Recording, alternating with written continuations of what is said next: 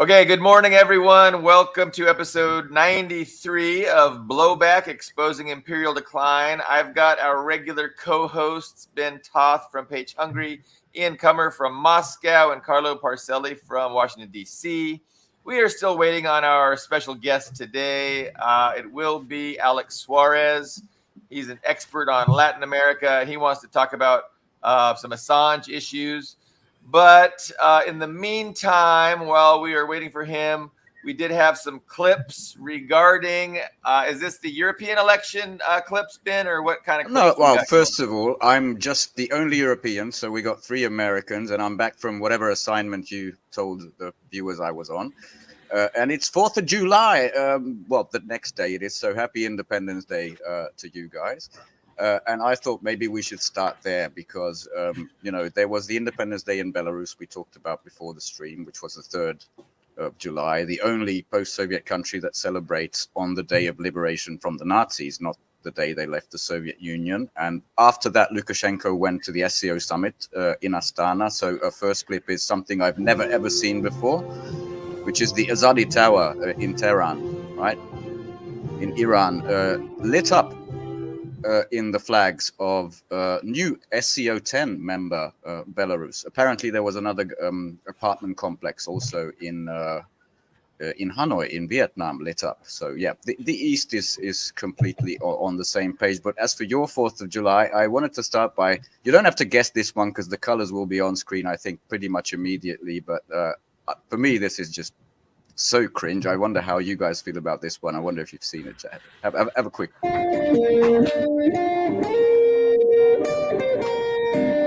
Is that Blinken?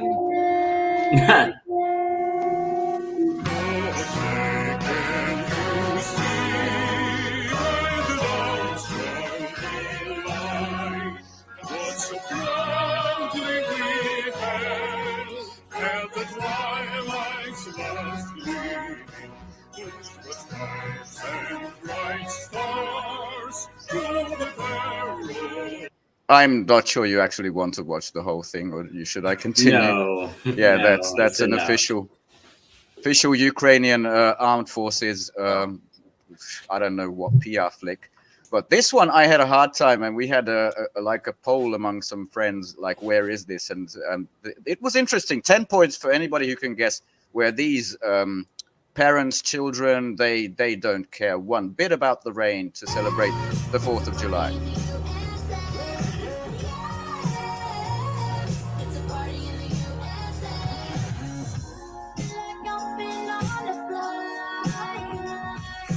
Where is this? I can't even. Yeah, I can give you a small hint. It's not a big crowd, so it's not a big country.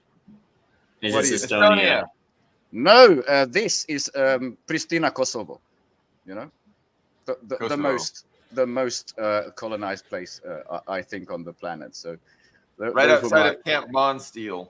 Yes, the previously largest NATO base before Ramstein. Yeah, exactly. So I thought that was a nice kind of celebratory way to get started. But before Alex get here, what we have obviously in Europe and also across the pond, you guys are in the middle of some big shenanigans, our elections.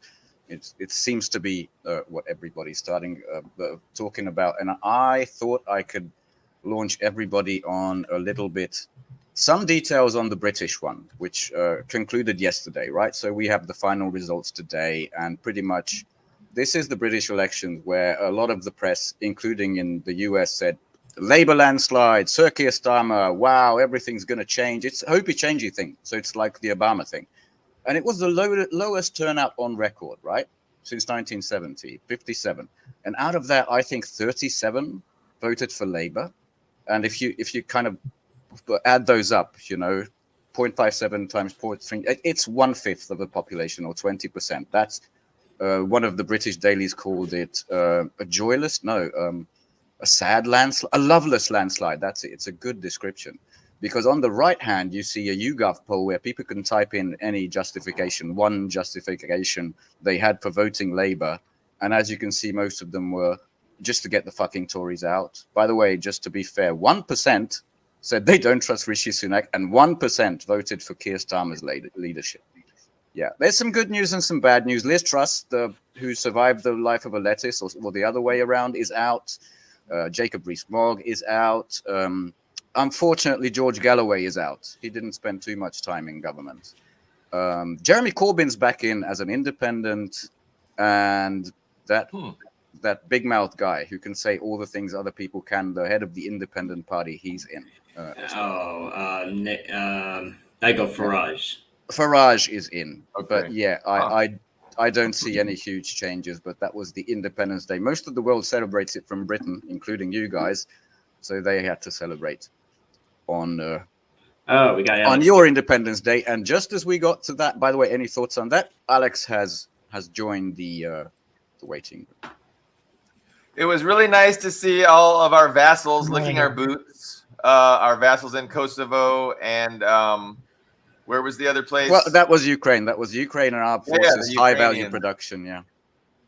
Alex, thanks so much for joining us this morning for me. I don't think it's morning for anyone else. You're up probably on East Coast time. It's afternoon over there, Alex. We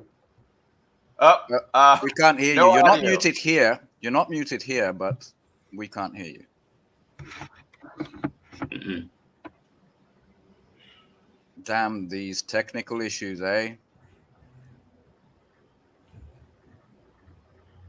Okay, yeah, no problem. Okay, we'll add you back in. We'll wait for you to get that sorted out.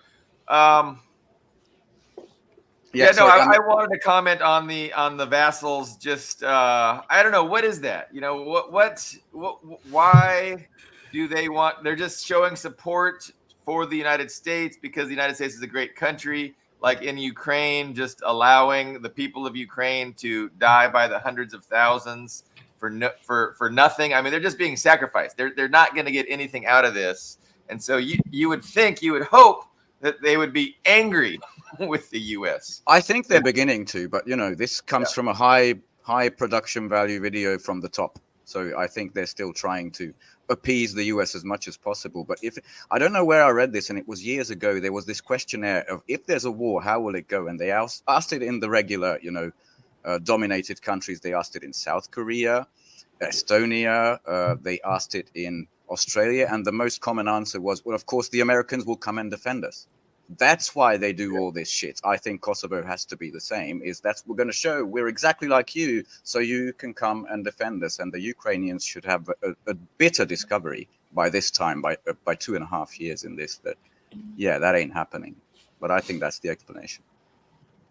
Alex, do you want to say something so we can make sure we hear you? Yeah, you can hear me all right now, comrades. Yes. Yes, we can. Awesome. Thank you for having me on. Thank you for joining us. I know kind of the impetus behind your being a guest on this episode was that we had a guest on a couple shows ago, Chris Black, and he was a little bit disparaging of Assange, and he had a kind of a different take on who Assange is and what he represented. We were all a little surprised by that take. But I know you have some pretty close ties with Assange and his family, and you have some strong opinions. But we would very much like to hear your thoughts on the whole thing. Like, I mean, all of us here on the panel think it's great news that he was released after 14 years of illegitimate and just despicable treatment. But I would just love to throw it to you and hear you talk about the whole. From wherever you want to start. Lay it on us. Well, name me a prisoner that was held at Belmarsh who prior to that had only ever been convicted of skipping bail. You've had, rapists, murderers who could afford, powerful attorneys who were bailed out. And they denied him bail, up until the end. So that says it all. Prior to this, he was only ever convicted of skipping bail, and he was skipping bail to try to avoid being persecuted by the courts in what is known as lawfare, and that's why ultimately he took asylum in accordance with international law in the Ecuadorian embassy in London. It was a 14-year process, as you mentioned. It all started a year after some of his most powerful revelations in 2011. A lot of the WikiLeaks revelations that he helped reveal in 2010 and 2011 helped spark movements, right? The Arab Spring movements, the legitimate ones, the Indignados movement in Spain, Occupy, which I took part in. This is I'm an early. Go ahead. The Light 'em Up Apache gunship video, right? That's the most memorable from that era. That was the one that really pissed some people off. Or Also, diplomatic cables, in Latin America, even rebellions in Latin America or Pakistan. I mean, pick any country on the map almost, and there was some, when I say pick any country, I mean pick any major event since 2010. Where governments were changing, and there was some influence from WikiLeaks revelations there. So it was highly influential. It helped spark movements, revealing the truth to the masses. And I think a lot of you know that I'm a supporter of the Huru movement. And I'm not saying this is a position that the Huru movement takes, but there are certain individuals from rank and file and black leftists, whatever you want to call them, that have been critical of Assange. I didn't really see his name's Chris Black, the gentleman you interviewed. Yes. Yeah, I only heard about it. I didn't really get to see it. I've been very busy. But some of the criticism of Assange, for example, and I'm going to be on a show tonight with Comrade Jamar about this, is that he has the white savior complex. So when he's showing corruption in Africa or the Middle East, that he kind of wants to take credit for that, and that's nothing could be further from the truth. What he has done. For the purpose of transparency, is show to the masses the truth, and then the masses themselves decide what to do. And he sacrificed himself as a result. And the deal that he took in Saipan, even Snowden has called a victory, because the United States had to admit the only thing he did wrong was the act of journalism. And the judge, who was a Micronesian judge in the U.S. colony of Saipan, before Assange returned to Australia, was very, very friendly to him. She said, I want to wish you an early happy birthday, and gave him leeway to speak freely, to say, look, I don't think I violated the First Amendment. I think the Espionage Act contradicts the First Amendment. This is what I did. And they took that deal. And, so that's the only other criticism I've heard, that it was a sellout of taking that deal. They wanted him 6 feet under. I think we all agree. Some people wanted to get rid of him. Absolutely. They wanted him dead, and so in that sense, it was a victory, I think. Well, I mean, of course, it was a victory for him. I mean, getting out of prison, and I fully expected him to be eventually renditioned to the United States and tortured for another several decades. I mean, that just seemed like what was in the cards. So. Thankfully, that didn't happen. But, we mentioned about the Ecuadorian embassy, and I think probably that case had a lot, with taking refuge in the embassy in London, probably had a lot to do with the West's overthrowing the government in Ecuador of, what was that guy's name? What you mean Well, Correa was not overthrown. Correa. Lenin Moreno took over. Let me answer the question, though, because I understand why he's confusing it. Because it's a little complicated. I'll explain it very, very, very quick. So what happened with Rafael Correa is his presidential term lapsed, so he had to step down, and he had two vice presidents of his former vice presidents that took over. One of them was a leftist who supported Assange, named Jorge Glass. He became the VP. And the other one, who was the traitor, was Lenin Moreno. With the name of Lenin, for fuck's sake. Yeah. Right, exactly. So just like you saw in Peru with Dina Boluarte, who was one of Pedro Castillo's former vice presidents, betrayed him. That's what happened in Ecuador. So when Lenin Moreno took over, he put Jorge Glass, his own vice president, behind bars. Correa had to go into exile, and then he went after Assange and permitted the British to enter the embassy. And also gave Galapagos, which is a highly sensitive environmental territory, over to the United States. He let the United States build a base there. Took an IMF loan that Ecuadorians didn't even need. That they're suffering a crisis now as a result. So Lenin Moreno was a total sellout, and the next guy after him was a right winger, full on right winger. I mean, Lenin Moreno was a right winger who infiltrated Correa's party, if you want to be honest. But yeah, that's what ended up happening. That brought in 5 years ago to the conditions for Assange to be able to be extracted from the embassy. And Belmarsh prison, like you mentioned, isn't like a minimum facility for white collar and people who skip bail. Like it's like the Guantanamo of Britain, kind of. It's like high that's security. where the infamous East End gangsters, the Cray brothers, were held for murder in Belmarsh. It's a hardcore prison. Yeah. So, I mean, I think, everybody is glad Assange is out. But I want to talk about a little bit, because part of the problem where, some of the criticisms of Assange comes down to his partisanship within the U.S. domestic politics. And I think a lot of people were upset with him when, he was the DNC emails, right? Wasn't he accused of working with Russia to release the DNC emails? And then there was a guy named Seth Rich that ended up, getting murdered. And there was a lot of discussion about, Seth Rich was perhaps the person that leaked these DNC emails to Assange. But definitely Hillary Clinton, said she wanted him dead. And she was not happy about how he was, releasing these documents, which was causing difficulty for the Democratic Party. And it was benefiting Trump. And also some of Trump's inner circle visited Assange, I believe, in the embassy. So this led to a lot of criticism. But can you walk us through that? Are you like an expert on these topics, the Seth Rich issue and the DNC email leaks? Absolutely, I am. As a matter of fact, I know Sean Lucas's boss, Elizabeth Lee Beck.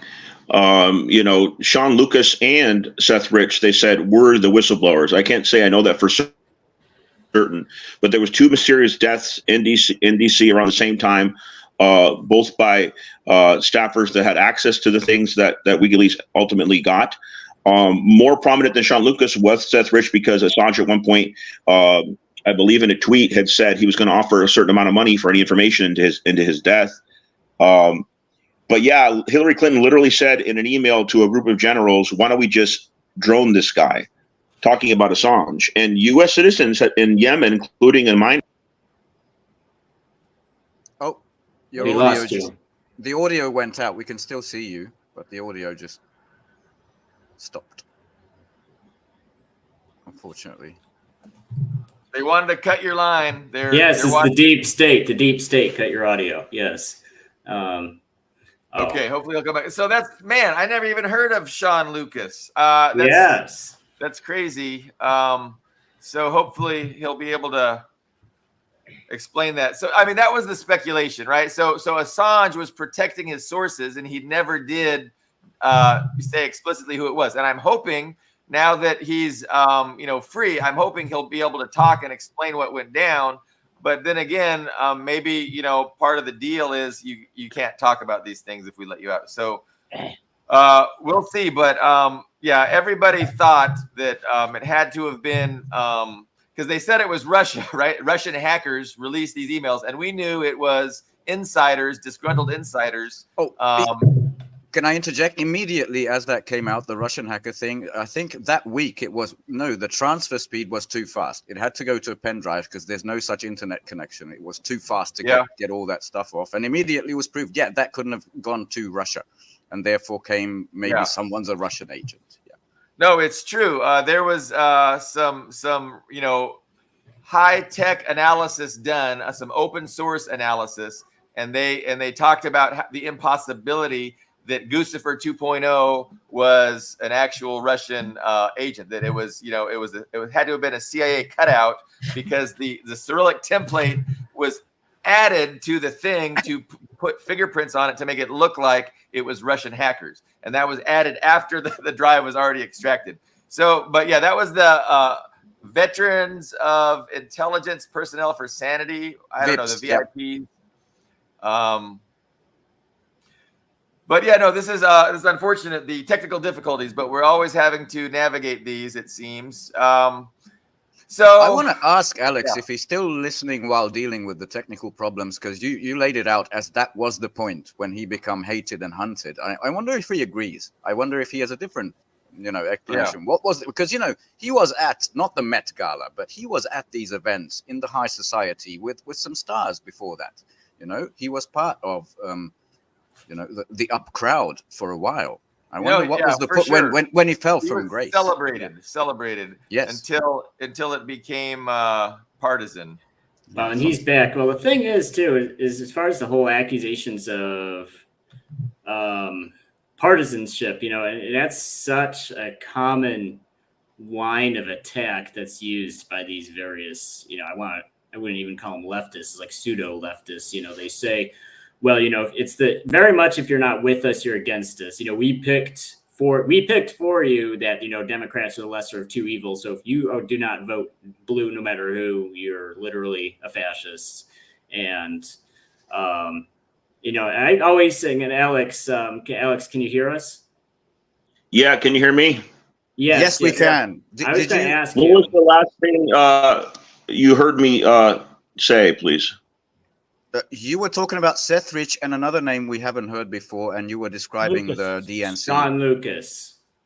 Yes. Sorry. You were describing the DNC, the circumstances of the DNC thing, and I guess you haven't been here, but I wanted to ask, do you agree, or you have another point at which he fell from grace? Because I think that was the point when he became a hunted person as opposed to a celebrated person, because he was that. Well, Hillary Clinton literally said in an email to a bunch of generals, why don't we just drone this guy? And that was after the United States had killed 2 U.S. citizens in Yemen, including a minor. So that was a real threat. And the Podesta emails showed how they rigged it against Bernie. And then Bernie, rather than appreciate what Assange did, advocate for him, was completely silent on the issue because he was too busy selling out and campaigning for Hillary. Rather than saying, hey, let me run as an independent and let me acknowledge that she stole the primary from me in these revelations. Bernie sold out at that point, so that was revealing. But that was the point, or just continue the DNC as you wish. I was at the DNC, by the way, in 2016 with the Green Party, and there was a lot of angry progressives. There was an opportunity for Bernie to run as independent, and of course, instead ended up being Jill Stein. And of course, they rigged things against her like they're doing now. But just to tell you who Sean Lucas was, I happened to meet his boss in Miami a few times, Elizabeth Lee Beck. I'm sure you've heard of the Becks. And just like Seth Rich, who was more prominent because I believe in a tweet, Assange offered us some money for information on his mysterious death. That he was a staffer, he had access to information at the DNC. So it's quite possible that both him and Seth Rich were the leaks to WikiLeaks. I don't know for certain. But yeah, there's 2 mysterious deaths right there that the Clinton mob could have been involved with. But yeah, I mean, at one point, Assange said, I wish I had dirt on Trump, because he was coming as an independent. He wanted to get dirt on both of the major parties. As a matter of fact, in 2016, you might remember, he spoke from the Ecuadorian embassy at the Green Party convention. So if it was American, he probably would have voted Jill Stein. But, there was some bourgeois Democrats, obviously non-Bernie-crats, that were upset with Assange and thought that he preferred Trump. But the fact that Trump did not pardon Assange, and that under Trump's regime that they pursued Assange, that says it all. So I think Assange is an independent figure.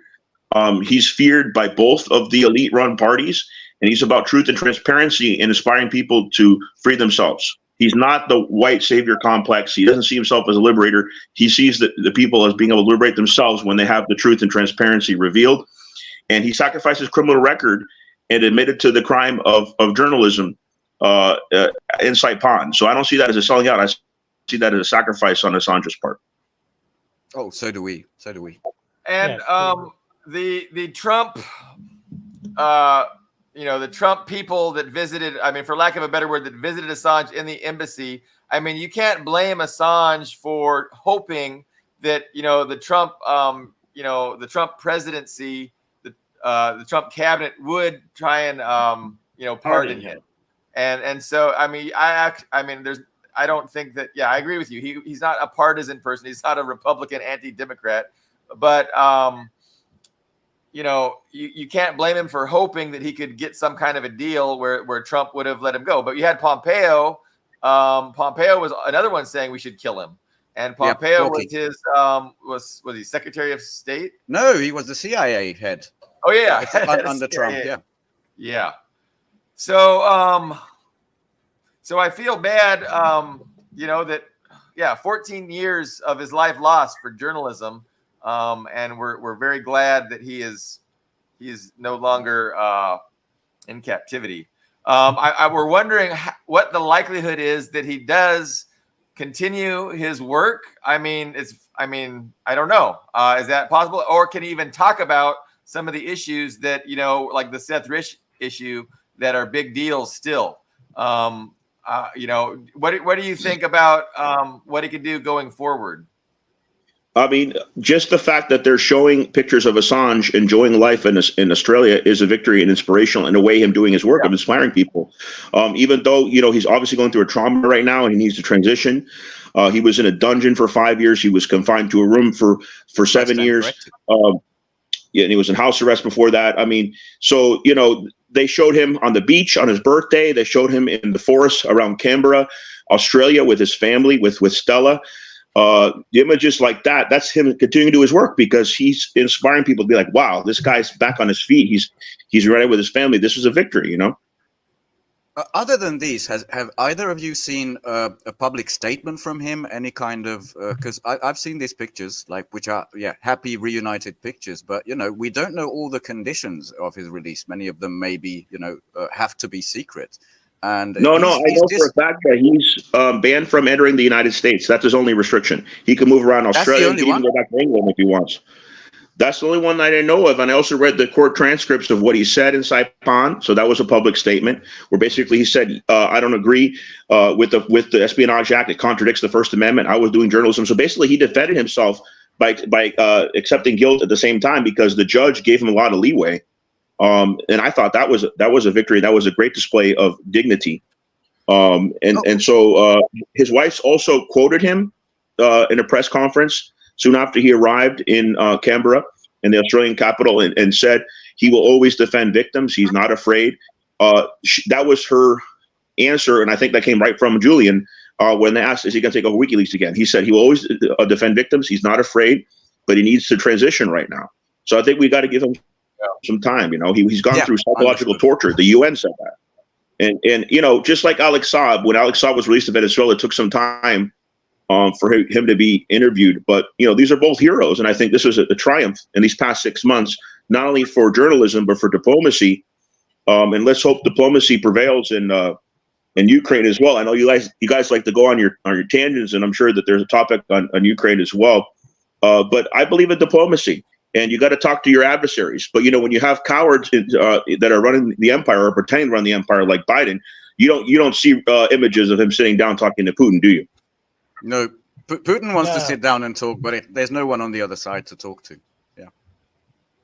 Well, the thing is, as far as Assange going back into business, the problem is he's in Australia. And Australia is not shy about arresting Australian citizens on the behalf of the USA. So unless he plans to uproot his family, I think this is a semi-retirement for him, unless he plans on relocating, because Australia, that I am aware of, already has one American citizen, or former American citizen and Australian citizen locked up for allegedly spying for China right now. So what's their name? I want to look at the case. Dugan. I don't know. John Mark Dugan, I think. Yes, he was a former Marine pilot who left the USA, eventually renounced his citizenship and got an Australian citizenship, and apparently also spent time in China at an aviation school, like a flight school, and he was basically more than 10 years later. And this was under Biden, was accused of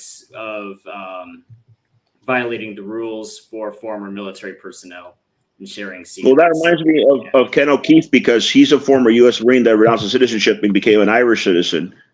But the Irish government didn't arrest him, but that kind of reminds me of Ken O'Keefe, yeah. Yeah, so basically the Australian government lured him out of China on some sort of job offer. Wow. And arrested him when he showed up in Australia. Yeah, no, I wasn't aware of that either. That was before Albanese, wasn't it? Because Albanese just became Prime Minister of Australia recently. I want to say this was 1 or 2 years ago. I don't remember the exact date, but it was not super recent. But he's still on house arrest last I checked. Yeah, because Albanese might release him, because Albanese tends to be more progressive than the last PM of Australia. And he also, when he ran, promised that he was going to free Assange.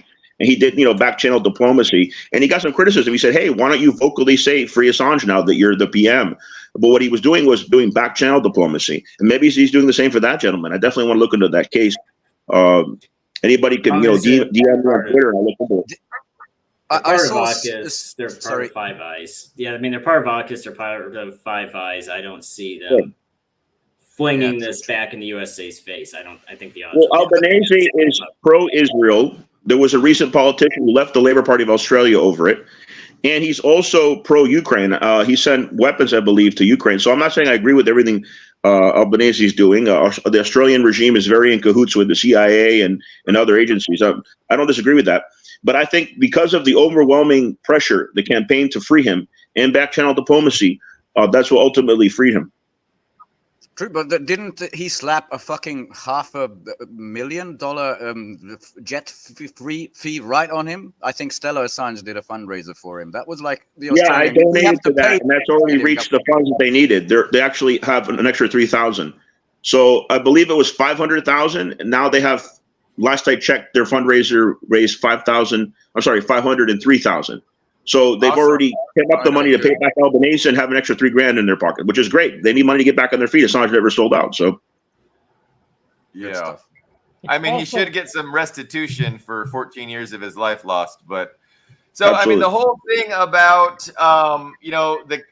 the way that the lawfare was used to silence Assange and to force him into captivity. It was just so disgusting and dishonest. It was like this Swedish. He got these ex-girlfriends of his to make this claim about not using a condom, and then that allowed them to get some kind of a warrant. And then when he showed up, if he would have showed up for that warrant, right, then he would have been extradited to the United States. And so he didn't want to do that. But Billy, did you know that? Billy, did you know that one of those? I mean, this was a classic femme fatale scenario, because one of the women that accused him was thrown out of Cuba for being a CIA asset. Oh, really? I didn't know because she was Swedish, but yeah, I mean, this was totally, I didn't know that. It's not surprising. It fits perfectly. Surprised. Just an observation. Yeah. Isn't it wonderful how the vassals, eager to please the US, always do the sort of gray legal stuff? I think Australia arrested the Meng Wanzhou when they tried to destroy Hawaii, right? The CFO of Hawaii. They didn't catch her in the US. No, Canada can do that. Here it was the UK, Australia, and Sweden playing the game. Please the US. So, I mean, the point of all of this is that the rule of law doesn't really exist. And so, the ruling dictatorship balances the interests of silencing Assange with the interests of, not exposing themselves as not giving a fuck about the rule of law. So these are both interests they have. Do we want to pretend like we're a legitimate society that cares about following the law? Or do we really just want to get this guy and shut him up? And so they're balancing these things, and it seems like 14 years on, the balance turns out to be, well, he's not that big of a threat. It's more important to pretend that we really care about law, and so we'll just, go like this. But I fully thought that they would continue what they were doing. I thought they were going to extradite him here. They were going to put him in, one of those maximum security. Well, they'd give him a trial. Give him a trial that isn't publicized. A trial that nobody has access to because he's a terrorist, right? These laws. Billy, do you know how many times he was brought up in diplomatic talks, even in interviews? The president of Azerbaijan, they were criticizing him in an interview with how he's treated the Armenian minority, and he's like, "Excuse me, how are you going to complain about prisoners that I'm putting away when you have Julian Assange held in London?"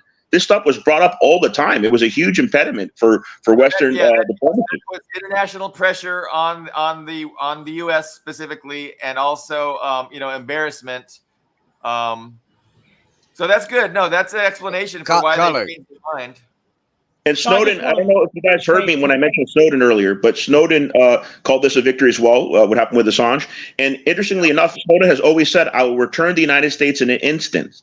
The moment they take away the Espionage Act, so I can have a proper defense. Stop charging me under the Espionage Act, and I'll return the United States and have a jury. But they refuse to do it. Unfortunately, the Espionage Act is intact, isn't it? Yes. Unfortunately, that's one of the results. Since 1917. Times were different then, weren't they?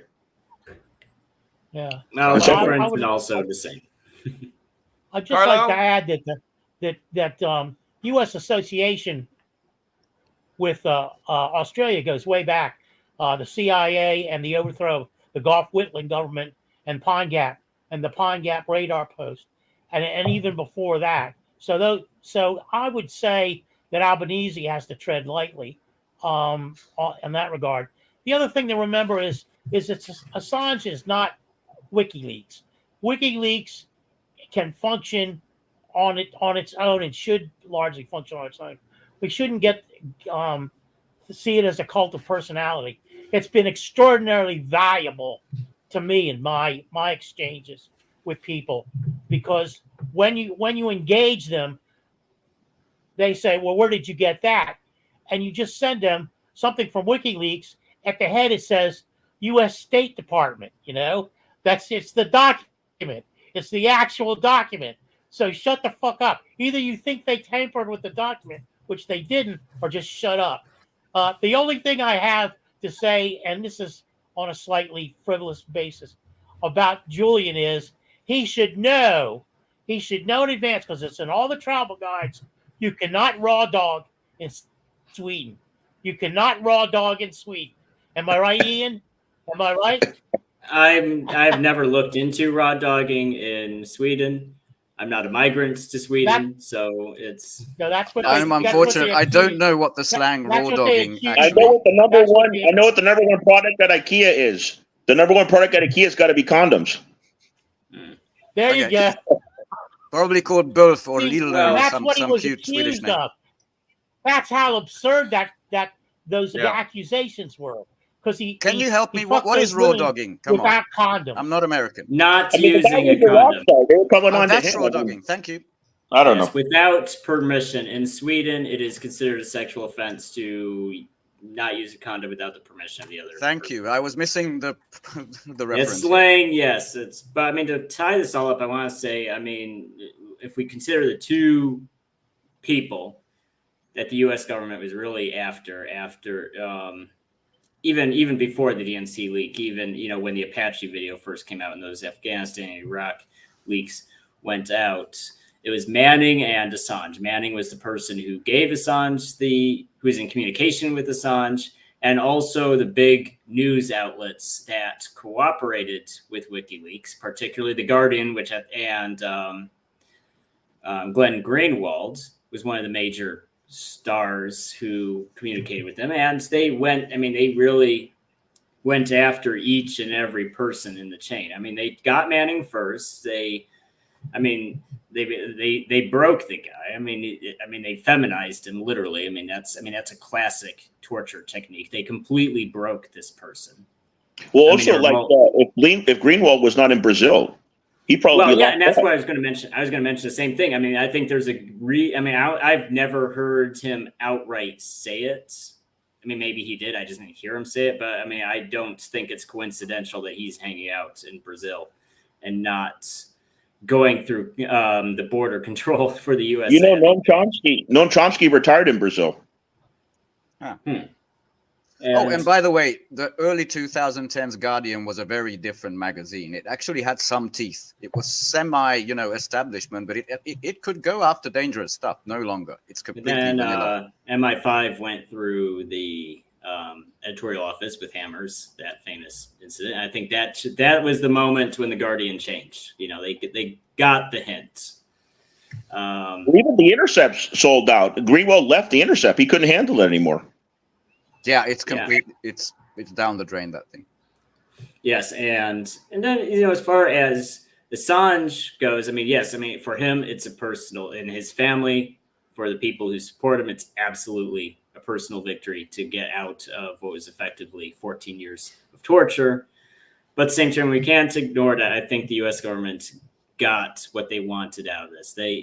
No one wants to sacrifice 14 years of their life worrying about drone strikes, literally hiding in an embassy, going to prison for something like 5 years. So, and I think they got, and I think most importantly, and just to be clear, I do not at all blame Assange for taking the deal. I mean, it would have been crazy for him to not take the deal because the pressure would only get worse from there if he didn't. But they did get a legal precedent that they can go. I mean, it's kind of an amazing precedent when you think about that. That U.S. law applies to everybody in the world. That you I mean, it's insane when you think about. Some of you might remember that there was an assassin that scaled the walls of the embassy. That got caught in the act before he could enter and capture or assassinate Assange, and then somehow escaped. It was something out of a James Bond movie. But yeah, you can imagine all the pressures, right? Yeah. So he somehow escaped. No, I didn't know that. And if we compare, and I want to compare that Manning leak to Assange. I want to compare that to the Pentagon leak, that guy's name I've already forgotten, the airman who was uploading stuff. Oh, you mean the Pentagon Papers? Yeah, no, not the Pentagon Papers. No, with Ukraine. More recently. Yes, that big leak. And he wasn't like a do-gooder. He did it to his. He uploaded it to social media to boast to his friends that he knew all this secret stuff about Ukraine. But if you compare how the news media treated that and how they treated the WikiLeaks, I mean, there was a shift. I mean, they really did not touch that Pentagon leak. We all saw like those 4 or 5 slides, but the rest of it, I mean, the media wouldn't even touch it. They wouldn't discuss it. They wouldn't talk about the implications of American personnel and aircraft and drones directly participating in war. Jack Teixeira, a young airman. Yes, that was his name. Yes. And speaking of whistleblowers, who's got the craziest name for a whistleblower ever? I'm talking about recent Reality Winner. Yeah, I kept hearing about that. It's like, so somebody won the reality show? What? I don't know. I thought that was a porn name. That can't be a real name. I don't know. But yeah, they got the precedents that they want. They've got the media completely muzzled and under their control. If there's a repeat of those DNC emails, it's not going to get anywhere close. The New York Times messed up the story because what WikiLeaks did redact, the New York Times forgot to redact. And they went after Assange over it. They should have been one after New York Times, but the New York Times does the bidding for the government. But they mess up stories all the time. How many times has WikiLeaks shown an inaccurate story? Zero. Yep, it's 100% accurate. Yeah. And the big thing about go ahead. Yeah. I was going to say, just to clear up the whole thing about the redactions too, is that the origin of that story was that WikiLeaks asked the Pentagon if they wished for anything in that leak to be redacted to protect, is particularly names, if they wanted anything to be redacted. And the Pentagon, because that violates their policy of not confirming or denying leaks, they just said, no, we won't even comment on it. And so WikiLeaks went ahead and published the leaks because no redactions were even requested. So it's hypocritical to even accuse them of not redacting when the redaction request was denied. There was a German guy, I can't think of his name. He was a disgruntled employee of WikiLeaks. He also revealed some stuff, and the WikiLeaks tried to warn the government about it. Remember that movie they made about Assange that made him look terrible? That German guy, you know who I'm talking about. Yeah, I do. No, I don't remember. I can't remember his name. I remember that there was a real unflattering movie that came out just to increase negative PR towards Assange and towards WikiLeaks. The big thing is there's not a single, not even one, there is not a single death anywhere as a result. Okay, I got it. It's called The Fifth Estate, and the traitor of WikiLeaks was Daniel Domscheit-Berg. Forgive my German. I'm probably mispronouncing the last name. But yeah, that was another problem that WikiLeaks found out this disgruntled employee was going to reveal everything, and they tried to do the right thing and warn the U.S. government. And that's not a selling out. That was just being responsible so that people wouldn't get killed. But the U.S. government admitted, even in Saipan, that not a single person died from these revelations. Not even one. Nobody did. So, I mean, yeah. So there was a Piers Morgan debate about Assange right after he was released, and there was, there was two people anti-Assange, and then he had a couple of supporters. But the two anti-Assange people were adamant that, some of the things that Assange leaked were not redacted, and it did lead to collaborators in Afghanistan being killed by the Taliban.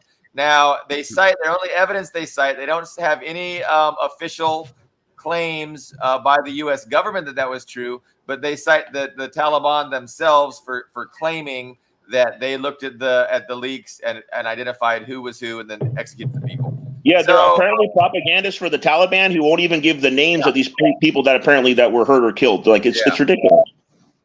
Well, the thing is that I know for a fact that people who were implicated in that leak were quickly relocated. So it's not to say nobody was put in danger, but there were no deaths. If there were, we would hear. I mean, because if there was even one death, that person's name, he would be a household name. There'd probably be the front page of every paper. Yes, there'd be the front page of every paper. Oh, this brave Afghan interpreter or whatever was murdered by the Taliban because. While I'm thinking about it, Judge Napolitano was one of the pro-Assange guests on this Piers Morgan, and he was adamant. He was like, even if a collaborator was murdered because of these leaks, so what? Like this is a right. This is a fundamental. I would have liked to see Napolitano take that plane to Russia, but Scott Ritter warned him not to. But that would have been interesting if Napolitano made it to Russia. Yeah, true. Even bigger media spotlight. I think he was Fox News at some point. No, that was a different guy. But even bigger media spotlight than Scott Ritter himself, who is now a big old media figure. Yeah. Can I? Yeah, he's got a big presence. Can I ask a question, sort of being devil's advocate, because Christopher is not here to be that. So I'm going to say, in the beginning, so Wikipedia was established 2006. So at least during the War on Terror, as I said, he was kind of a darling. He was at the galas with some megastars and all that. And he seemed like, at least to the Democratic establishment, I see him as an internet utopian.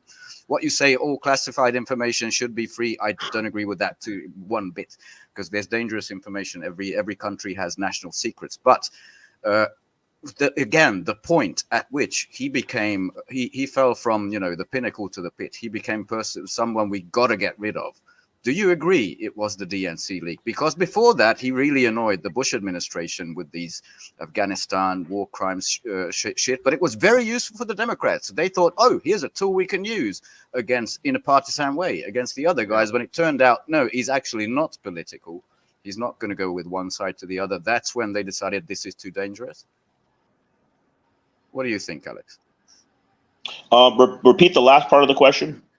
Was that the point when the Democratic establishment, so one half of the establishment, said, well, this really isn't useful. This might be a danger to us. It's not a tool we can just wield against anyone we want. Like they did the ICC. It's kind of the similar. There were three types of Democrats that I perceived at that time.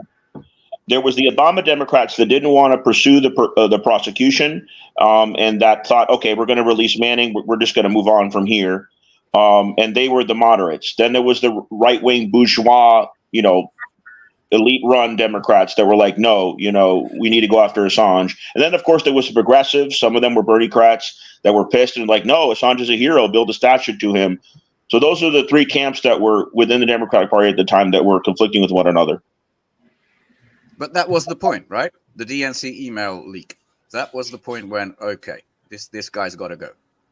Absolutely, and what he was being charged under was actually for what happening in Iraq under the Bush II. But yes, I mean that pissed him off. Where a lot of the Dems said, "Okay, we can't use this, but this is why we want to go after him," kind of thing. Yeah. Okay, thank you. I think we're all in agreement now. Before we transition away to any other topic, by the way, what do you think about the Russian Navy, I don't know which fleet, mooring at Venezuela at this moment, where there are big elections going on? I think that the more Russian ships make it to Cuba and Venezuela, the better, because they're protecting those countries from a U.S. invasion. And I'm sure that they're doing it in full cooperation with those governments. They're not coming in as imperialists. They're coming in to protect those countries. And also Putin's showing he means business. You're going to keep arming Ukraine using these other countries, then he's going to retaliate. They literally killed civilians, Russian civilians, on a beach in Crimea, which would have justified a submarine firing from Cuba on Miami Beach. Of course, Putin didn't do it because he's not extreme like these imperialists. But when I see Russia go into Latin America, that's a relief for me because I think he's there as an ally to defend them from a possible U.S. invasion. I see it the same way. Well, yeah, I agree with that. I want to. We got to mention one thing. Christopher Black is a lawyer who has argued several dozen cases before the ICC. He's technically an ICC lawyer. We forgot to mention that, by the way. Yeah, Milosevic's defense was one of. Yeah, Milosevic was one of the people he defended. Yes. Alex, how do you think? Billy Bob, your audio went away. You're not muted here, but we can't hear you. We are having an audio issue day. I'm sorry. Yes. It's a conspiracy. I just want to say about the ICC, with the exception of Milosevic and Netanyahu, they never went after white guys. They're finally going after a white guy again, which is very hypocritical. And by the way, WikiLeaks at the beginning got the praise of the West when they were showing, African leaders that were corrupt. But as soon as he turned the scope on the West and showed their hypocrisy, then he became an enemy. Africans call it the International Caucasian Court for a reason. And you remember that he got the interview, Karim Khan, the prosecutor, someone interviewed him and he said, some Western leaders, he was talking about European leaders, but he didn't name them, told them this was a place for African leaders and thugs like Putin, not for people like us. As in when he but his office threatened to go after Netanyahu and Gallant. That's the kind of stuff we got. And immediately they went after Shoigu and Gerasimov. And that thing has gone to sleep. But even when the ICC went after Israel, they did so clumsily. They said it was plausible genocide. Just call it genocide. Yeah. Rule of law, ladies and gentlemen. The current first son and the ex-president are both convicted felons at this point, aren't they? Convicted. Well, Biden would have been a convicted felon had not the court said that when he brought those documents into that car that he wasn't incapacitated. So according to the courts, the Democrats find so sacred when it comes to Trump, they say he's incapacitated, but he can have the nuclear football? I mean, this is the hypocrisy we're talking about. Final question on Assange, because this wasn't clear to me last time, and I didn't watch the debate in full, the catastrophic debate, but I was wondering why now. And was there a point in the debate when Assange was brought up? Was this all for a point in the debate, or what? I'm surprised they didn't bring him up. I'm surprised they didn't bring it up because Biden could have tried to use it to appeal to certain people. But that's what I thought would happen. Even worse. But yeah, they completely ignored the issue. It just happened before the debate. You thought they would have brought it up, right? And they didn't. I still don't know why this happened now. Yeah, maybe. It could just be. I was just saying it's coincidence. It was just the Assange question naturally ran its course with the powers that be, and it was just coincidence that lined up with the debates. Or he forgot because he had a cold, he had jet lag, he's only awake from 10 till 4. One of those things. Because the thing is, if you have people assigned to dealing with Assange, if you have, I'm sure there was some office in the CIA assigned to dealing, and probably the State Department, because they work hand in hand, to dealing with the Assange issue, and this came up, and then they talked to the Justice Department, and then it came up to this. The case reached its logical conclusion, and it just happens to be now. It might have had nothing to do with the election. It's entirely possible. Yeah, I think maybe they wanted to do it before the election was up. Is my audio working yet? Yes, we can hear you again. Yeah. I was going to ask Alex, and it's off the Assange topic, but we brought up Venezuela. And they're having that border dispute with, is it Guyana right beneath them? Yes, I talked to you guys about Guyana, and also presidential elections are coming up at the end of this month. In Venezuela? Yes. Okay. How is Maduro looking? The opposition is divided as usual. The Chavistas are the most organized, most united group, so I predict that they're going to win. This is not regional elections like I observed a couple of years ago. This is presidential. So we have to wait a couple more years to see if a lot of those mayors that were part of the opposition, were still a minority, would reverse back to the Chavista control. We shall see. I'm not going to be able to observe this time, but some comrades of mine are. So I'll wait to hear back from them. But as far as I'm concerned, it's the same electoral system. It's been that way for 20 plus years. Jimmy Carter himself said it was democratic, more democratic than the United States. So you have a lot of the press in Venezuela that's hostile to Maduro, but the people are seeing beyond the lies. And it's democratic society, and I believe the majority will go with the Chavistas, with the socialist government. Are they going to be able to negotiate any kind of deal with Guyana regarding all those resources that were newly discovered? And what's going on with the newly elected president of Guyana? So I haven't been paying attention lately what's going on with Guyana. I do know that Ali was very pro-West, pro-U.S., and was doing the bidding of the U.S., and that the president prior to him was the opposite. He was negotiating with Venezuela. So this new president coming in, I don't know much about him. I haven't been paying attention lately, but hopefully he'll have a more diplomatic stance and work with Venezuela to reach some type of deal. Yeah, the presence of a Russian rocket cruiser and a nuclear sub can clear the mind, I think, when dealing in diplomacy. Well, the thing is, the British sent their fleet to Guyana to back them up a few months ago. You remember that? And so now Russia's saying, hey, we can show our support for our buddies as well. And I think that's fair. He was on a pretty heated discussion on Hard Talk. Hard Talk's that BBC interview show. And that was a couple months ago, but it got kind of heated with him and the interviewer. But it just seems like the West is going to use him and manipulate him into, serving Western interest, which is basically to harm Venezuela. But yeah, I wish they would just negotiate and come to some understanding, but they need to have both anti-imperialists in both governments. And right now, I think the Guyana guy is a pro-imperialist, which is a problem. But and Milei in Argentina, his own people hate him so much. At first, he kept meddling in Venezuelan affairs and other leftist governments' affairs and being critical of those governments. But now he can't do that. He's got to focus on defending himself because all the people are rising up against Milei. He's destroying the Argentine economy. There's thousands of people that are crossing the border to Chile to buy food to survive. It's just complete chaos down there. This is what happened when the right takes over. When they took over in Ecuador, they brought it over to the narcos. When they sold out, after Lenin Moreno, the Ecuadorian regime is their economy is crumbling. The Argentine, and what lo and behold, the leftist progressive governments, their economies are all flourishing, and they're working with Russia and China, and they're rebuilding despite the sanctions, especially sanctions against Venezuela. So that gives me some hope. Yeah, Honduras too, in Central America became a narco state as soon as they threw Zelaya out of power. Narco state, CIA. Yeah, I had a coworker in the Army Reserves, and he was deployed down into Honduras. And he said, he'd be at the beach, and you'd just have bodies washing up. It was a pretty regular occurrence. It's crazy. But when it comes to Milei, as long as we have the Latin American expert here, I still want to stick with one more topic here. But Milei, after he got all that, IMF loan stuff, he still turned to China. Can you restore that currency swap thing? Because we're really in the shitter. But the inflation rate, the dumpster diving, it's really horrific. It's worse than, I think Turkey is the highest in the Europe region when it comes to inflation. And he wrecked Argentina, probably. Again, who's sanctioning Argentina? Nobody. So it's completely free to trade. Yeah, so where's justification for people eating out of the trash now when Argentina used to be a top economy in Latin America with industry and all of that?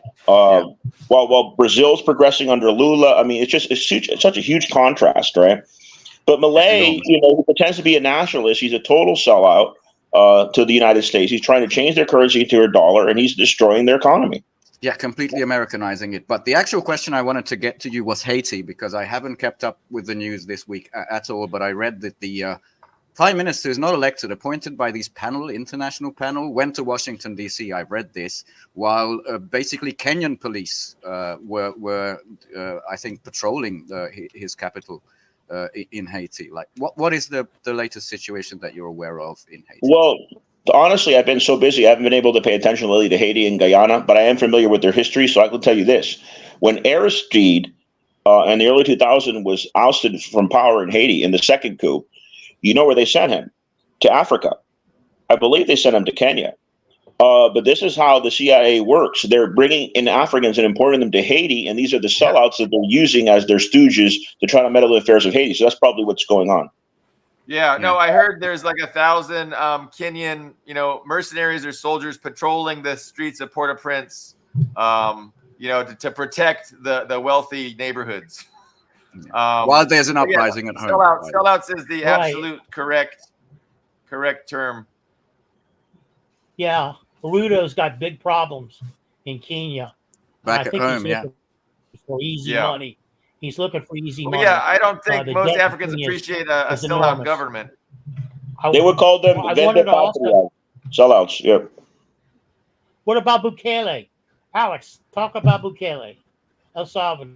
So Bukele has rounded up a lot of there's class warfare. So I can tell you what I know about Bukele is that he's rounded up a lot of poor and working class youth who were not involved in crime and just randomly thrown them in jail and say, look how I'm fighting crime. So Bukele is a total fake. He's kind of like Guaido, but at the same time, he's not like Guaido of Venezuela because he'll make statements like, oh, the United States just bought oil from Venezuela. Why can't we? So sometimes he's like a nationalist, like Bolsonaro, for example. I didn't like him at all, but sometimes he acted like a nationalist in a good way. For example, when the U.S. asked Bolsonaro of Brazil, hey, can we use your territory to invade Venezuela? He said no, and they ended up using Colombia instead with that disaster before they had to change the president. So Bukele is a complex figure. He's not always willing to sell out.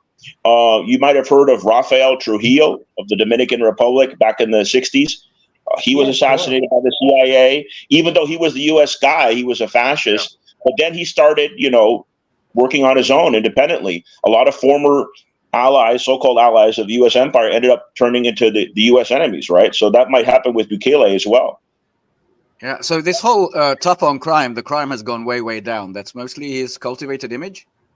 No, I think it's not what the Sandinistas did. The Sandinistas in Nicaragua in the 2000s brought down crime because they told foreign criminal gangs from Honduras and El Salvador, they said, you come in this country, we don't have the death penalty, but we're extrajudicially kill your ass, So they stopped coming in, and then they were able to stabilize their economy, and crime went down. But you didn't see that with Bukele. It's not so much that he stabilized his economy. He just rounded up all these people and say, oh, look what I did. No, it's not the same situation. What's the relationship between Bitcoin and the El Salvador government? Were they the ones that are using Bitcoin as a national currency? There's only two countries I know of that are using Bitcoin to fight U.S. sanctions, Nicaragua and Venezuela. And the sanctions against Nicaragua and Venezuela are pretty bad, against Cuba as well. But I don't know if Cuba's taking part in Bitcoin. They're strict about their currency. But it's just Nicaragua and Venezuela that I know of. Have you heard of Max Kaiser? Max Kaiser, he had a show on RT, the Kaiser Report. Kaiser Report, yes, I remember this. And he's a big libertarian. But he actually lives in El Salvador, and he's a big proponent of the El Salvadorian government because of their embrace of, I think, not just crypto, but I think specifically Bitcoin. But he said that it's just a mecca for Western expats. Like Western expats are moving there in droves because it's so friendly to, U.S. dollars and also Bitcoin. But I'm not an expert at Bitcoin, but I'll tell you this: it's a double-edged sword because it could be used for good, fighting U.S. sanctions, right? But it could also be used for what you just said, to bring expats in, and they could corrupt the government. So yeah, I mean, it's probably a double-edged sword. Or take money out. I mean, there's a reason China banned it the fuck out. Yep. Yeah. I just want to add one anecdote. My son-in-law is a contractor, and he has a bunch of kids who work from, not kids now, they're in their late 20s and 30s, but they're all playing pool over at his house. And I went down to the basement to talk to them.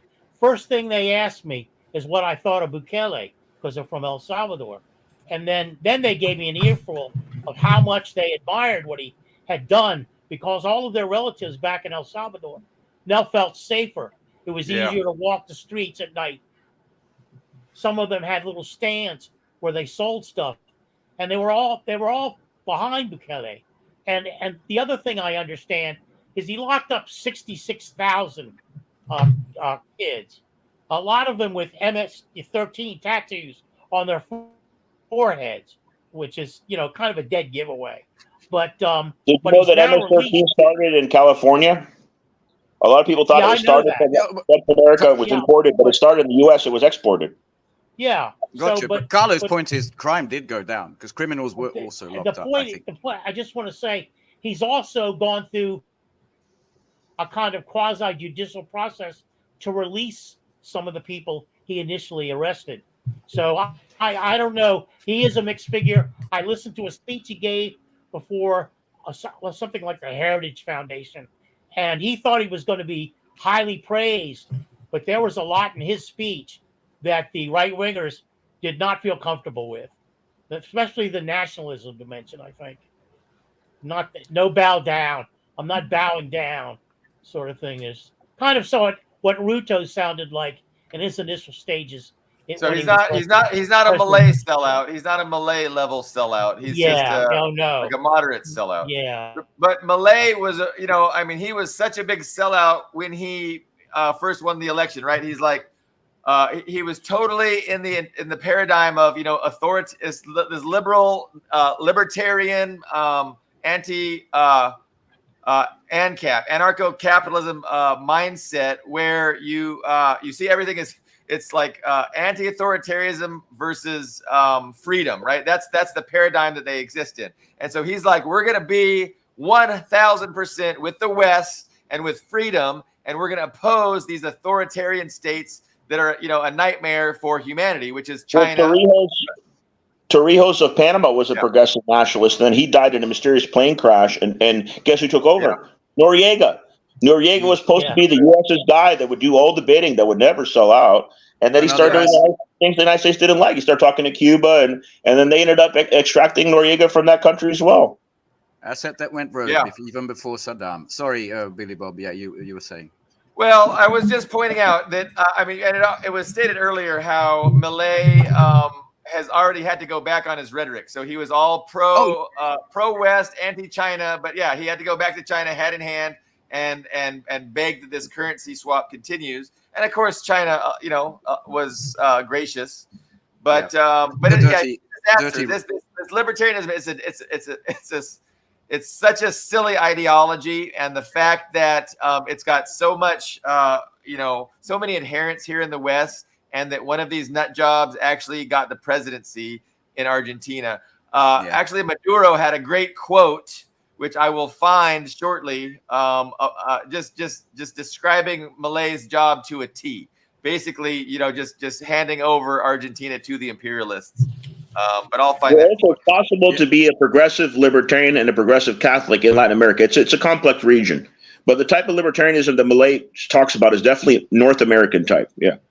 Yeah, the American Libertarian Party, he was their darling. They loved him until the point when he went to Israel to the Wailing Wall.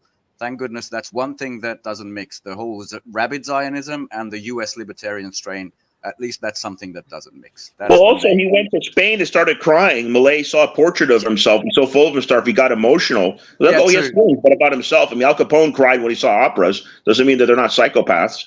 He also cried with the Pope. He's like the best faithful in every religion in the world. He cried with the Pope. He cried with the Wailing Wall in Jerusalem. And he has a love affair with his dog, who's like his dead dog. The clone. He had so much money, he cloned his dead dog, and he said verbatim, and he was not joking. I saw the speech. He said, "My political advisor is my cloned dog." I forgot his name, Lord or something. So Maduro said. He's got a message to Javier Milei. You were put in Argentina to destroy the rule of law, destroy the state, destroy all social and labor rights, destroy the national economy, and to colonize Argentina and deliver it on its knees to U.S. imperialism. You are a fatal mistake. I couldn't have said it better. Absolutely. Very well said. Damn, I wish I had some more Latin America. I unfortunately, until the last moment, I didn't know, Alex, that you would be our guest, so I prepared. It's fine. I mean, Alex Saab, for example, he was a Venezuelan diplomat that I spoke to you guys about before.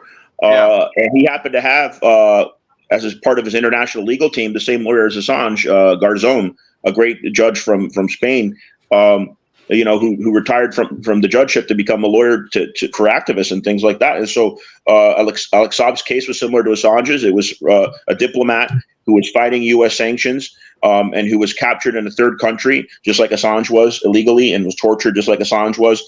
And so within 6 months, almost 6 months to the day, Alex Saab was freed. I even said it when they freed Saab. I said, Assange is next. And it's what happened. And it's a victory. We need to cherish those victories. As anti-imperialists, we have a lot of defeats, and we need to continue the struggle. Leonard Potier was just denied parole. So the struggle continues. You have Native American activists, right? Indigenous rights activists that are still being persecuted. And as Mr. Doherty pointed out, Mumia, too. Yep. Yes, thank you, Todd. Assata Shakur is still in Cuba. She still can't come back to this country. I mean, it goes on and on. Yeah, sometimes we think that their power is absolute, that they're hegemonic, but they're constrained. And these victories, like with Alex Saab, like with Assange, demonstrates that their power isn't absolute, that we can have victories. But it doesn't mean that the rule of law actually exists because we have all these other cases, that demonstrate otherwise. But it's great to celebrate these victories. And we're very happy for Assange and his family. Yes, we are. If you please, shall we go over to Banderistan or Country 404, country yes. found, just to at least get it in, because there's a big wind of change. I hate that Scorpion song. A sea change in the Western public opinion. I'd like to draw your attention. This is Stephen Bryan.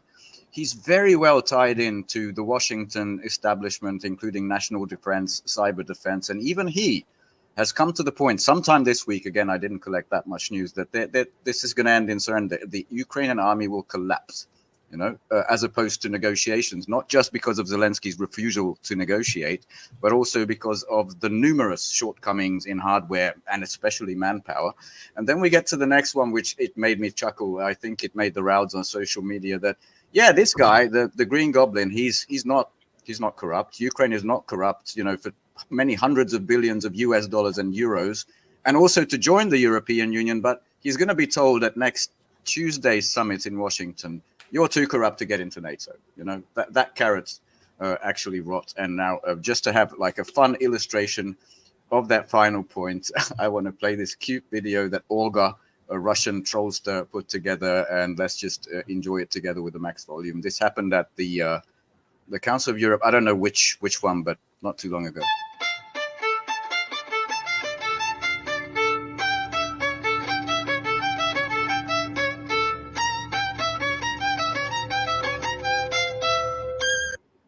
I mean, that's it. But it's like last year's NATO summit at Vilnius, when he was like that gardener, completely alone at the side of the stage, which made viral photos.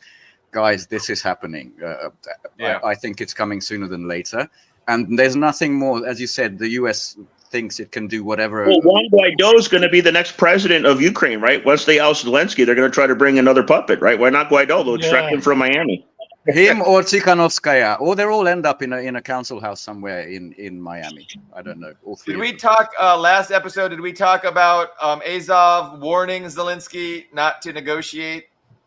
Oh shit! I actually had that from a Russian outlet, and I don't have it anymore. The snippet. Yeah, these Nazis are so insignificant, but they could stop a president from negotiating. That's power right there. They got a general fired in one day, one afternoon. Exactly. Yeah, Sokol, I think, which I remember. Yeah, right. Exactly. Yeah, that's power. Yeah, I mean, there's nothing. You said the U.S. thinks it can do whatever it wants around the globe. There is no bigger signal than this whole Ukraine debacle that no, you can't. You just can't. It's a big mess. I don't know how Biden's going to deal with it till next year. And I mean, who's going to replace him? Alex, who's replacing Biden in the next? Who's going to win the next election? I don't always make predictions, and I'm not saying because I want it to be, but I'm pretty sure it's going to be Trump. Yeah, it looks like he's getting backing of the establishment that he didn't have last time, and that like they're more tolerant of another Trump presidency than they Beware were. of his VP pick. Trump will pick somebody that's totally establishment. I'm afraid you're right, and that'll be a huge signal that he is sold out. And who are they? Who was the big? That one guy. Shoot, he's a congressman. That's who I think it's going to be. What is his name? Not Rubio and not Nimrata. Oh God, not Rubio. Hope not. No, fuck Nimrata. Maybe Vivek. Ted Cruz. No. Trump assaulted his wife. JD Vance. Oh, and Vance. JD Vance actually isn't bad on Ukraine, and that's why the pro-Ukraine faction of the establishment really still doesn't want Trump in, because that seems like if Trump does get in, especially if JD Vance is his VP, they hate him. Yeah. that'll signal an end Vance, to the okay. Ukraine project. Yeah, it's JD Vance and Moscow Marjorie. That's the Ukrainian sort of they're grouped together. Yeah, I guess I'm still the minority. I've said this in the last show, but I am very sure it's going to be Biden. I mean, as far as replacing, Ben and I talked about it a little bit before the stream started, but they've had, if the plan was to replace Biden, they could have done it a year ago. They could have done it 6 months ago. And not just literally boot him out. I don't mean boot him out of the White House. They could just say he's not going to run again. He's a great president. He's literally the greatest president we've had since Reagan. I mean, they could say whatever they wanted. It's really and late. then just have him. Then just say he's not going to run again. He's just he needs to go back to his family and nurturing Hunter's crack addiction. I mean, they could have said whatever. And they could have said it a year ago. So I think the plan was always to run him, and not to say I discount that there's dissent against it. I'm sure it's. I don't think it's theater. I think it's true that there are people within the Democratic establishment that are unhappy with that choice. But I still think the choice has been made, and they're going to, unless something changes, unless that dissent gets too large. The plan is to run Biden, and the plan is for Biden to win. Also, the allies across the sea, they've gotten even more louder, saying, "Jesus, you're running this against Trump." That really dislodged some people. But you answered one of my questions, because one of my questions to you, Ian, was going to be: do you think there could be a legitimate internal power struggle within the Democratic establishment? Looks like there is one. And the question is, I mean, has that struggle been won? I mean, or does that struggle continue? And is it possible that the anti-Biden faction is going to have success? I don't think I wouldn't. Yeah. Well, I would agree, but I wouldn't call it a power struggle, because the hierarchy is established. Because a power struggle implies insurrection, which means one faction overpowers. It's a power struggle. But I don't think there's a power struggle. I do think there is dissent. There are non-trivial people. There are donors in particular who are just that's unhappy. The constituency. And there are media outlets that are unhappy enough to publicly say we should not put this corpse through the election again. Yeah. No, I mean, that's an interesting nuance that you have there, because I would consider that a power struggle, but you see it as just some dissent and not a real drag out fight because over the reason I don't categorize it as a power struggle, because a power struggle implies if you don't win, so like Billy Bob, if you were in the Democratic Party and you were just like, I am dead set on Biden not being our pick, the implication is that if they don't listen to you, then you just take your ball and go home. But I don't think, and that's why I say it's not a power struggle, because if they lose, these people are not going to take their ball and go home, and they're certainly not going to switch to Trump. And the people saying Bernie should take over instead of Biden. It's like, why is that always got to be old white guys? I'm sorry, but well, Bernie's even older than Biden. He's in his mid-80s, if I recall correctly, and he's a sellout. Didn't they make fun of Brezhnev's age at the time? Brezhnev was a youngster compared to these guys, Also, as you mentioned before the show, I think you made the analogy of a GoFundMe. There's real legal and financial challenges, because so many donations have been made to the Biden campaign. At this point, they'd have to all be returned. They can't just be transferred over to the next whoever Democratic candidate it is. That's a real issue. Yeah, that's why they should have done this a lot earlier if they were serious. It's like raising a GoFundMe. Like, hey guys, I'm going to build a deck in my backyard. And then a bunch of people donate money to me to build a deck. Then I can't legally, I can't say I changed my mind. I'm going to, add a new bedroom. I cannot legally spend the money beyond the scope of what people donated it to me for. So if it was the emperor has no clothes, they're just pretending that he has clothes when obviously he doesn't. Yeah, I mean, the big thing is that if they donated to run Biden, they either have to run Biden or they got to return the donations and start over. And that's, like Ben was saying, that's a huge issue.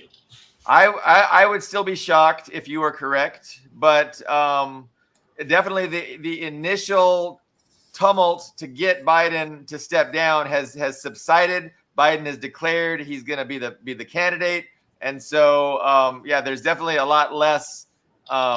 New debate in September. I can't wait. He's confirmed. Did they schedule one? No, he said he will be there at the debate in September, the second. They'll probably cancel it. There's no way. I don't know. But. Well, it'll have to be midday, I think. The big thing is that the issue is, because I'm sure you've seen this as well. Everybody on this show has seen this on social media and maybe with people in person. I've not seen even one left-leaning or liberal person who is a Biden supporter. I've not seen even one say, you know what, I'm going to do a protest vote. I mean, there's nothing wrong with doing a protest vote or boycotting. If you're because that's how democracy is supposed to work. If everybody just votes for their party, no matter what, then it's not even a democracy. It's not even an election. It's just a head count. The Achilles heel is Gaza, right? Before Gaza, there was a lot of left-leaning people that said, no, we're going to vote for Biden. But after Gaza, that's it. He's Genocide Joe. Well, I don't know. I mean, we will not know because I think there are certain demographic groups that are important to the Democratic Party because really, for Republicans, as long as you don't irritate the evangelicals, you're probably okay, right? But with Democrats being, the racially diverse, the friendly to minorities party, the problem is that you've got these enclaves, these big enclaves of Arabs, of people from West Asia. You have a lot of people who would actually get mad enough to just sit out the election and say, you know what, you're Genocide Joe. I'm not going to support your ass. And because I think you're white, upper middle class, freaking hipster college students will vote Biden no matter what. They'll say, oh, he's the lesser of two evils. They'll say that to the grave. But by the way, do you guys think Steimer's not going to support Israel, right? The new PM of the UK, right? Absolutely, it's going to be he is. Yeah. Of course he is. But I think some of those minority votes might sit out the election. However, I think we're at the point where the winner of an election is predetermined. I mean, I think at this point, because there's too many stakeholders. The problem is that, and I said this in the previous show, the USA it's not even just the USA anymore. It's a global. When you're an empire, you have stakeholders. You have shareholders in other countries. You have European shareholders. You have NATO shareholders. They can't look these people in the face and say, this guy who is literally worse than Hitler could be the next president. I don't see that as being a tolerable thing. So Ian makes a convincing case, and his case rests upon the fact that our election is not a real election, is that they can control the outcome of the election. And based on that, since they can control the outcome of the election, they're going to control who wins. But they don't want another insurrection. Well, I would say that there's logistical considerations. Like, it's logistically difficult. It's dangerous to rig an election, to a certain degree. And you're always afraid of whistleblowers and if somebody of it getting out and being, publicized. So it's dangerous. But national ones, you're right. It's more complex. Well, look at what they did with that whole so-called insurrection. Who were let's look at social media companies. Who were the two prominent figures they kicked that all the social media giants in unison kicked off? They kicked off Trump and they kicked off Alex Jones. I think that was a test. That was to shift to shift the Overton window. And also it was a test. Because Alex Jones, Trump, they booted when he was no longer sitting president. He was a private citizen, but he's still a major figure. And they also booted Alex Jones, which I think, because they deliberately picked someone who is extremely controversial, to say the least. But he's still a major media figure. So I think that's almost unprecedented to take someone with such a large audience and say, you know what, we don't like what you say. We're just going to cancel you off the airwaves.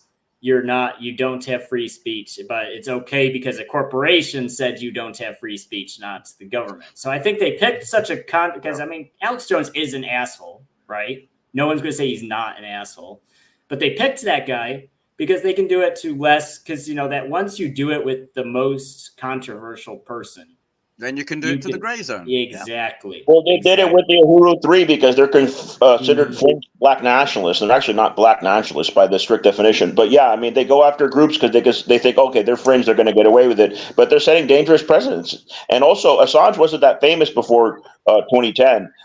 They even considered him a fringe, that they go after WikiLeaks, but they actually got more prestige from them being persecuted, and that changed the dynamic. So, yeah, Trump got prestige from this whole thing as well. Sandy Hook, that's stooping pretty low. That's just the lowest of the low. No. That was low, and that's what they got him for. That might be, what he did with Sandy Hook. Well, even what did he say? He said crisis actors. Wasn't that? Well, you say enough crazy things, you're going to be right sometimes. But yeah, he was totally wrong about that. I mean, you say enough things, something will be right. But he's a nutcase. But the thing is that if you look deep into that case, and here's why I find the Alex Jones case concerning as a precedent, because if you look at the really extreme things, the most extreme statements that were made, that what got him sunk, that got that defamation lawsuit going, was not things he said, because he did say stuff about crisis actors, but the more extreme statements were stuff that guests on the show said. So when you look at it, if we move beyond just of, Alex Jones, we made kind of a nonsensical conspiracy theory. If you're willing to look beyond that, it's basically setting a precedent that if you're us, and you bring a controversial guest on who says controversial things, it's on you, even to entertain him. Or let's say you sat down with Vladimir Putin for an interview. He repeatedly said that Sandy Hook was a false flag. The people were actors. Everyone was actors. That man, if my daughter had been killed like that, believe me, he wouldn't have lived for that trial. That motherfucker, what he did. That's unconscionable. That's beyond the pale. I don't care. You can talk all the legalese you want, but that is just... But we're just looking at it from a precedent that they're absolutely going to use. And he did it for profit. He knew he was lying.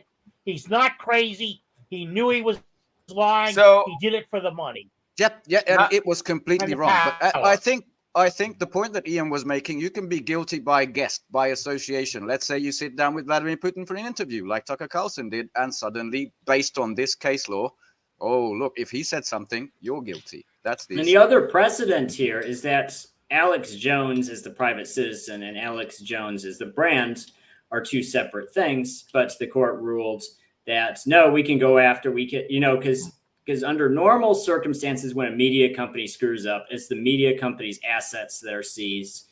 The people involved just go, oh, well, I guess I don't have a company anymore, and that sucks. 1.1 billion. Yes, they went after every dime the dude had, which, I'm sorry, but it does not matter what he said or how much you dislike him as a person. The thing is, as a precedent, that means anybody. Let me thank our guest. He's got to go. Thanks so much, Alex, for joining us. We'll definitely have you back to talk more, but we appreciate your expertise on the South American issues, on the Assange issue, and we will see you very soon. Yeah. Is he frozen? Thanks, Al. I think he is. Yeah, I'll remove from the time. So I was gonna, on this topic that we're discussing, I want to make the point about the next quite hot spot. We could get a regional war in West Asia if Israel decides to invade Lebanon and do an offensive against Hezbollah. The Houthis, the Afghanistanis, the Iraqis, the Syrians all said they would help Lebanon and help Hezbollah. So that could very quickly go into a regional war. And from there, things could even get going, in the South China Sea and in Eastern Europe. And so if there is a large-scale global conflict like this, the information space will definitely be locked down. And so these are all measures that will help the establishment to lock down the information space and keep voices of dissent, from dissenting. And so I think we're all, Ian's exactly right to talk about these as precedents and tools that will be used in the event of, a real desire by the establishment to shut people like even our small show up and threaten us. Hey, if we keep on with our show, you're going to lose your livelihood. We're going to come after you, et cetera, et cetera, et cetera. And I want to bring up January 6th specifically because the problem. He got immunity from that.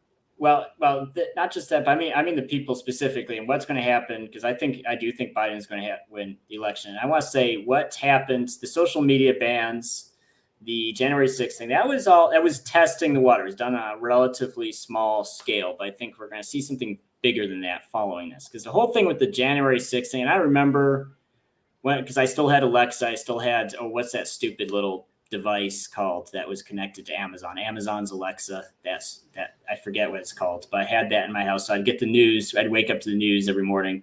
And I remember the media going through this phase, like the first couple of weeks after it happened, like they were cycling through different words. Like first they're calling it a siege. And it was very funny because it made me imagine like people setting up trebuchets and throwing rocks at the Capitol building. My whole thing about that is that just and I think Putin actually described it well. There were people who were upset and they went to the Capitol to say they were upset. I mean, I'm fine with prosecuting people. Like if you go there and, just because you're upset because your candidate lost doesn't mean you can go punch a cop or destroy things. I'm fine with if an individual person committed an actual crime, it's fine to punish him for that crime. But they locked up hundreds of people who had just been there for 10 minutes for, an Instagram post and then left for, that was very clearly priming. That was meant to prime American audiences to consider it acceptable to have political prisoners. Two things. Carla. I've been to the Capitol many times to film demonstrations, to tape demonstrations, and they arrest you for any fucking thing they please, because they have all these laws in effect because the Capitol is like sacred ground. Same with Lafayette Park outside of the White House, the whole thing. Those laws were applied legally to those demonstrators. Number two, all I hear from the fucking right is, well, no one was arrested for the burning Starbucks and the Antifa stuff and all. Actually, that's not true. 14,000 people have been prosecuted for those crimes. But the exception, the thing you have to remember, this is the Capitol. General laws don't apply. They have specific laws. Look, you get into a shoving match with the sergeant of arms at the Capitol, like I did once, you're in big shit, And I was lucky to get out of it. But the thing is, it's hallowed ground. It's the hallowed ground. Yeah. It's security. There's a security dimension. It's very intense. We have to admit, though, that the media portraying it as an insurrection, or saying that it was meant to overturn the election, or that there were even news stories saying they were trying to steal the nuclear football, like they were going to nuke. I don't even know what they were going to do with the nuclear football. Now we're talking about the news. And which news are we talking about? News to snooze. I'm talking about the actual law that they applied. And those laws are in place. They're there. They got convicted.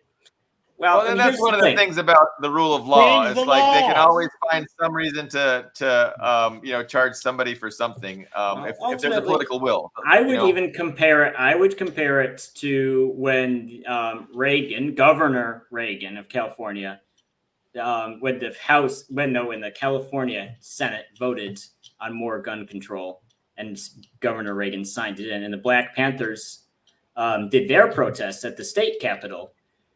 And they showed up with guns who were in compliance with the law at the time, unloaded firearms, and did their big protests. That was probably also a trap, because they could have stopped those guys when the Black Panthers showed up. They could have just stopped them at the door. You're not going one step further.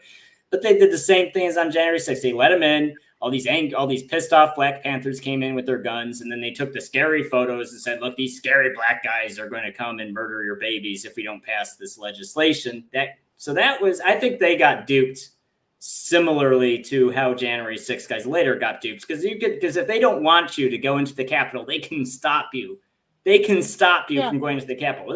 I'll just add, but I don't remember them. The police were overwhelmed. I've been down there a number of times, and that day the police were overwhelmed. With the Black Panthers, the FBI bided their time, and they killed them off one by one, especially the leaders. Okay, that's a big different thing. Not one of those white little fuckers that went down there on January 6th has been killed by the FBI, as far as I know. Not even the ones who had vans full of guns. Okay? None of that happened. None of that happened. I leave this to you. Capitol is one of the U.S. matter. Please don't explode. You know the crowd was infiltrated with FBI. If you're not fucking stupid, don't do it. You know, they're obviously the leaders of the protest that were giving speeches. They knew the FBI was in the stands. All those elites know that. They know who the FBI people are.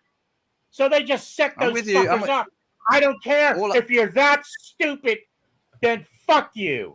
You know, that's a shift. But anyway, all I want to say is, I don't remember the media cycle, but I do remember Jamiroquai, the Buffalo shaman guy, sitting in the big chair and being in the special places. That's the one thing that stuck to me from January 6th, where, you know, he wasn't supposed to be. Like, he was the photograph. He was the face of this whole thing.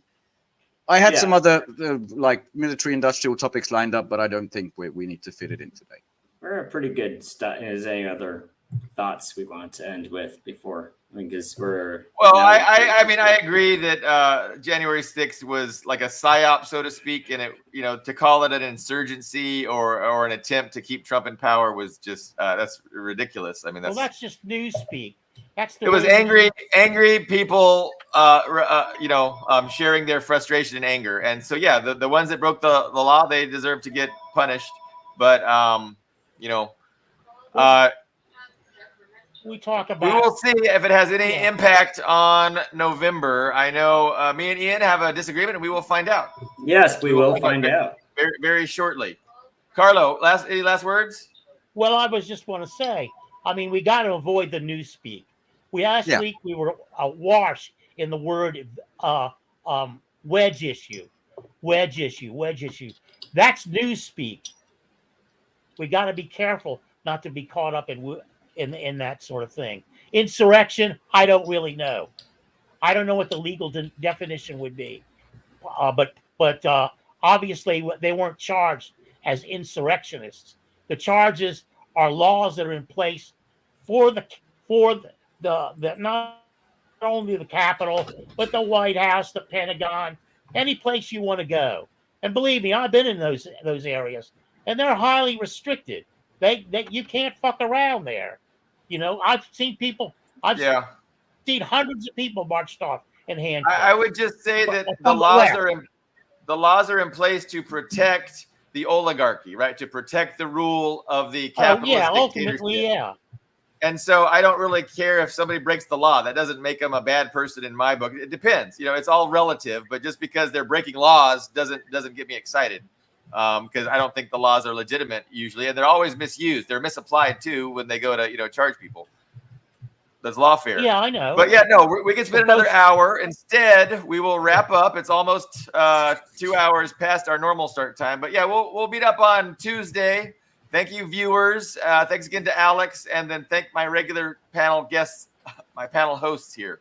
So we'll see you on Tuesday. See you then. Have a good week.